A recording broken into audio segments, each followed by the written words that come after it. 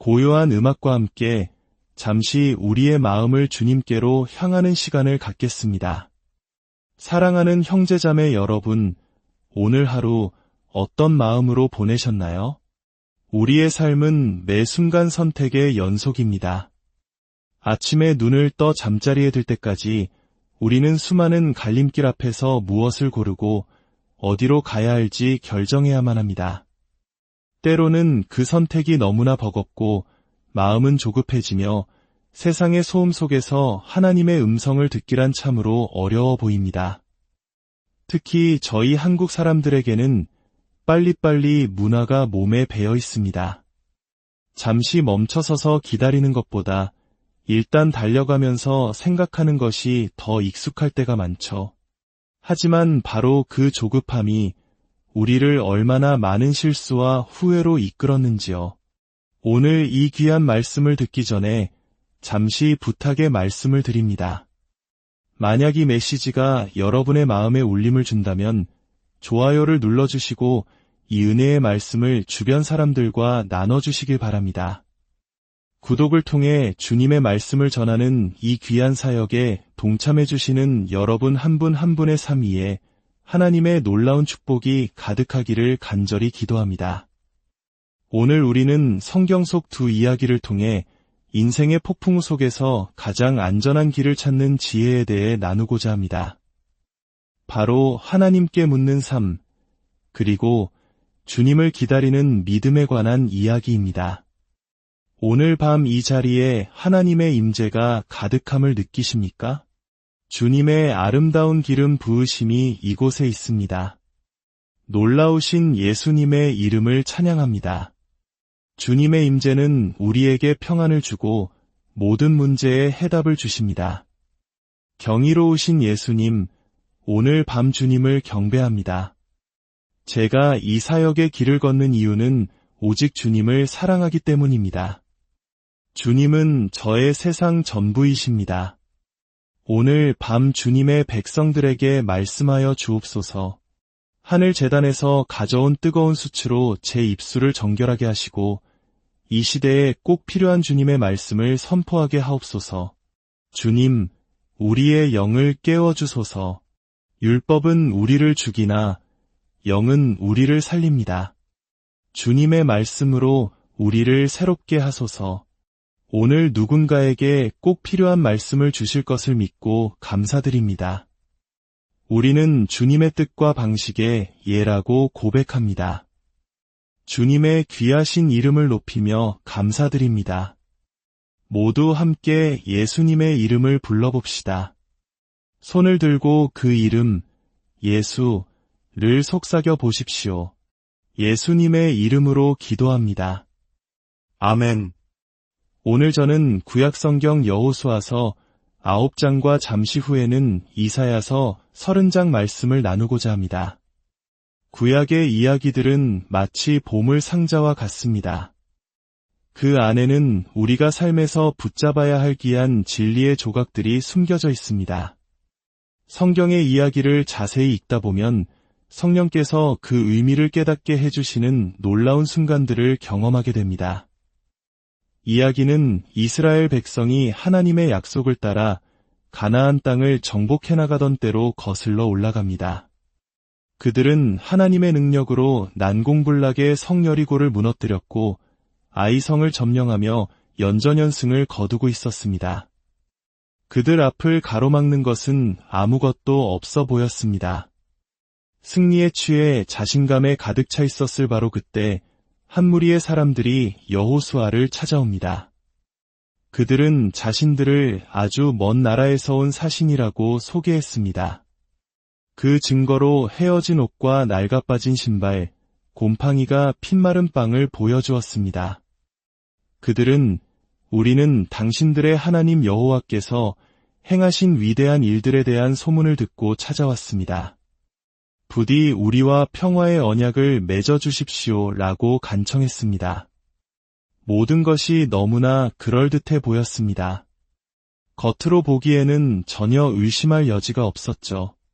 그래서 여호수아와 이스라엘의 지도자들은 그들의 말을 믿고 그들과 언약을 맺어줍니다.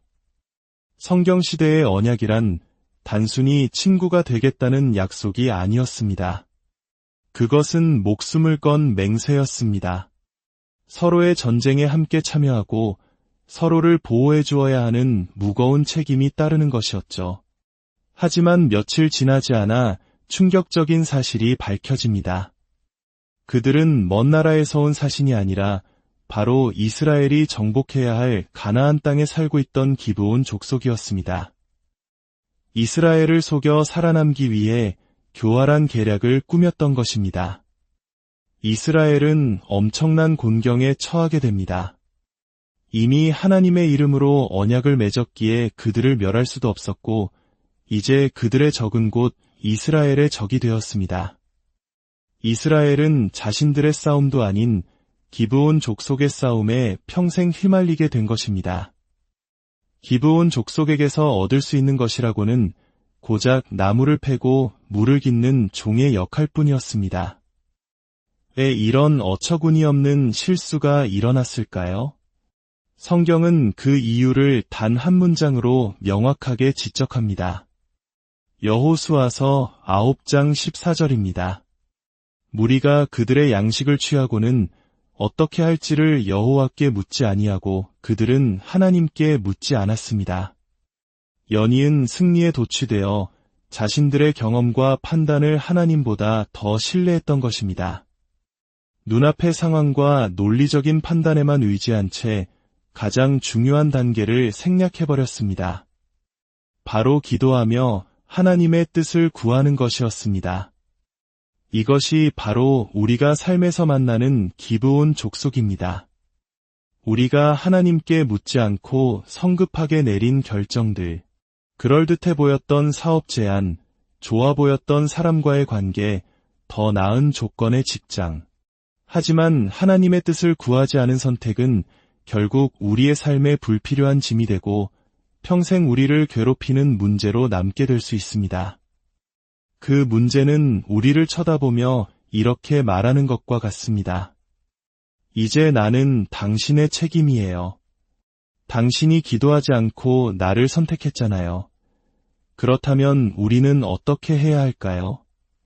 어떻게 해야 이런 실수를 피하고 하나님의 인도하심을 받을 수 있을까요? 그 해답을 우리는 이사야 선지자의 외침 속에서 찾을 수 있습니다. 이사야서 30장은 하나님께 묻지 않고 자신들의 계획대로 애굽으로 내려가 도움을 구하려는 이스라엘 백성을 향한 하나님의 안타까운 마음으로 시작됩니다. 화 있을진저 패역한 자식들이여, 그들이 계교를 베푸나 나로 말미암지 아니하며 맹약을 맺으나 나의 영으로 말미암지 아니하였음이로다. 그들이 나의 입에 묻지 아니하고 애굽으로 내려갔으니 그들은 여전히 하나님께 묻지 않았습니다. 그러나 하나님은 책망으로 끝내지 않으시고 그들이 돌아와야 할 길을 알려주십니다. 이사야 30장 15절의 말씀입니다. 주 여호와 이스라엘의 거룩하신 이가 이같이 말씀하시되 너희가 돌이켜 조용히 있어야 구원을 얻을 것이요 잠잠하고 신뢰하여야 힘을 얻을 것이오늘 너희가 원하지 아니하였도다. 하나님께서 말씀하십니다. 돌아오라. 그리고 조용히 있어라. 잠잠히 나를 신뢰하라. 이것이 바로 우리가 힘을 얻고 구원을 얻는 비결입니다. 세상의 방법처럼 야생마를 타고 질주하며 문제를 해결하려 애쓰는 것이 아닙니다. 시끄러운 세상의 소리를 잠시 끄고 분주한 마음을 가라앉히고 고요함 속에서 주님을 기다리는 것입니다. 우리 현대인들, 특히 성령의 뜨거움을 사모하는 우리들은 때로 고요함과 기다림의 영성을 잊고 살 때가 많습니다. 무언가 뜨겁게 움직이고 시속 100km로 달려가지 않으면 마치 신앙이 식은 것처럼 불안해합니다. 하지만 때로 가장 위대한 기도는 아무 말 없이 주님 앞에 잠잠히 머무는 것입니다. 나의 계획과 요구를 내려놓고 그저 주님, 제가 여기 있습니다. 주님의 음성을 기다립니다. 라고 고백하며 주님의 임재 안에 거하는 것입니다. 바로 그 고요한 기다림 속에서 하나님은 우리에게 놀라운 약속을 주십니다. 이사야 30장 21절입니다. 너희가 오른쪽으로 치우치든지 왼쪽으로 치우치든지 내 뒤에서 말소리가 내 귀에 들려 이르기를 이것이 바른 길이니 너희는 이리로 가라 할 것이며 주님을 기다리는 자에게 하나님은 가장 정확한 내비게이션이 되어주십니다. 우리가 길을 잃고 헤맬 때 등 뒤에서 들려오는 세미한 음성으로 갈 길을 알려주시겠다고 약속하십니다.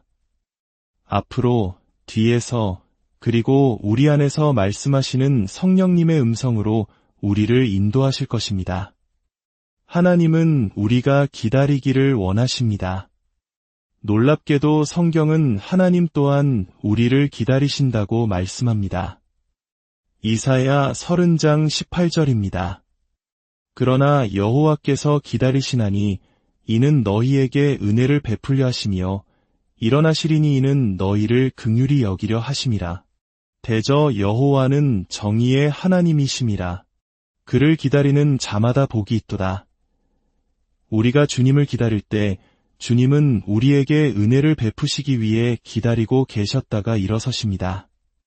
우리가 일을 멈출 때 하나님께서 일하기 시작하십니다. 예수님께서 부활하신 후 제자들에게 무엇이라고 명하셨습니까?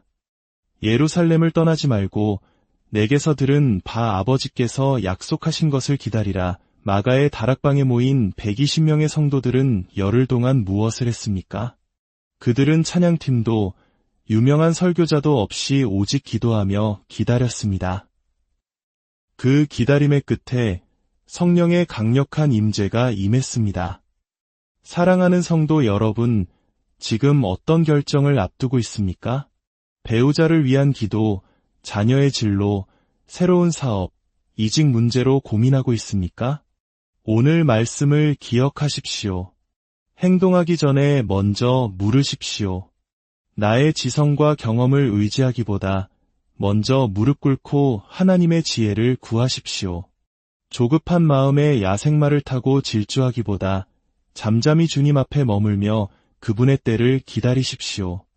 우리가 잠잠히 주님을 기다릴 때 주님은 우리의 힘을 새롭게 하십니다. 이사야 40장의 약속처럼 독수리가 날개치며 올라감 같을 것이요 다른 박질하여도 곤비하지 아니하며 걸어가도 피곤하지 아니한 새 힘을 부어주실 것입니다. 그 기다림 속에서 우리는 세상이 줄 수 없는 확신과 평안을 얻게 됩니다. 그리고 마침내 우리 뒤에서 들려오는 주님의 음성을 듣게 될 것입니다. 사랑하는 아들아, 사랑하는 딸아, 이 길이 바른 길이니 이리로 가라. 이제 우리 함께 기도하기 원합니다. 지금 있는 그 자리에서 조용히 두 손을 가슴에 모으고 우리의 마음을 주님께 드립시다. 사랑과 은혜의 하나님 아버지, 오늘 말씀을 통해 저희의 어리석음을 깨닫게 하시니 감사합니다.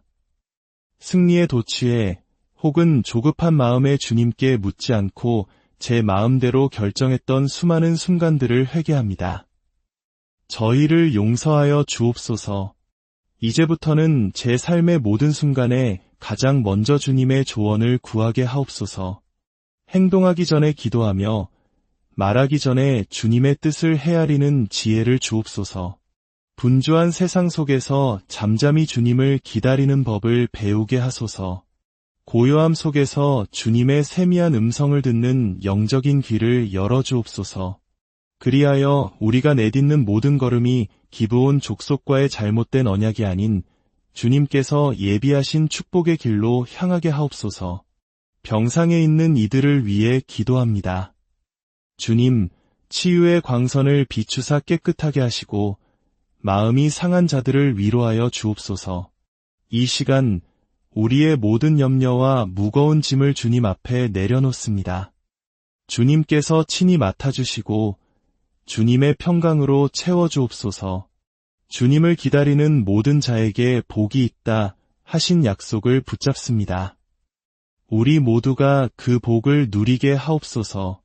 우리의 길과 진리, 생명 되시는 예수 그리스도의 이름으로 간절히 기도드립니다.